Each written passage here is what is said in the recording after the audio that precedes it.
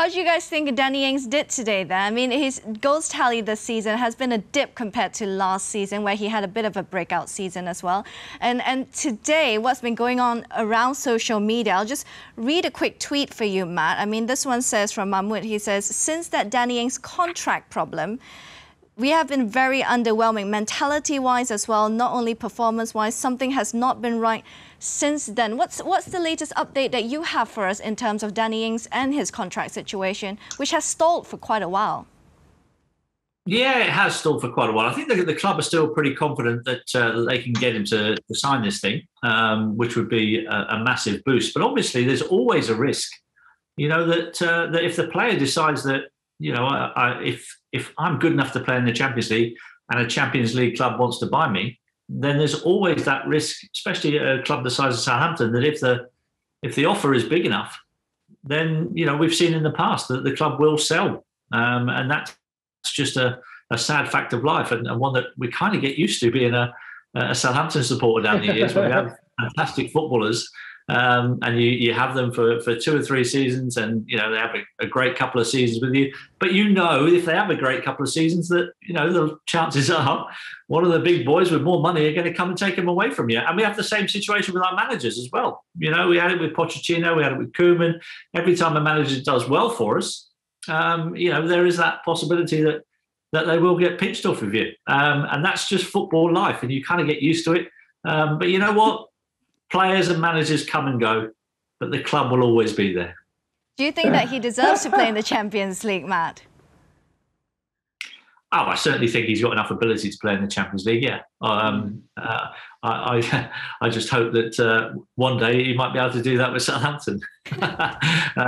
It's quite a few points off at the moment, but I would love to see Danny Ings stay, because obviously he's been an iconic player for us, and it would be nice to actually have a player that does well, that the fans really connect with, and then goes on to commit himself to the football club. But as we know, in this day and age, it doesn't happen very often anymore. I think I was one of a dying breed.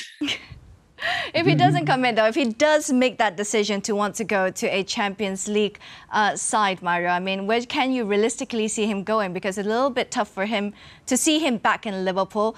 Maybe not Spurs as well. He don't think he wants to play second fiddle to Harry Kane. Where do you realistically see him go?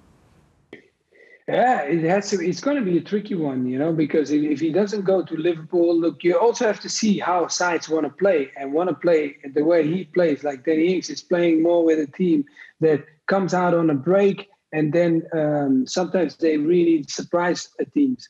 And if you look at the forwards now, Liverpool has the way they play, the way they sometimes he's on his own, and he has to be capable to play that. Now Chelsea's also becomes like. Has to be like one of those players, but he has to be a player that can hold the ball up and get other people into position too as well when you get to the top sides. And I feel like he's very good in scoring his own goals, very, very good. So now he just has to add that to his game. So asking me, that's a really tricky question, because I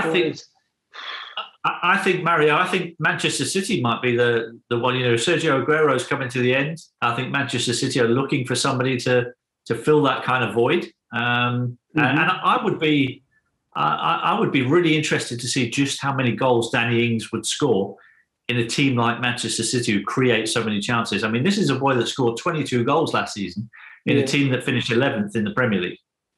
So no, that's always good. I agree with you.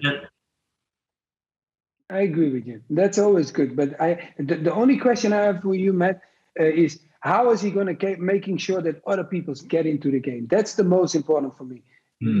Probably that will be a good one for you too. How will he make sure that he gets other people to play well too? Because City is 100% like that.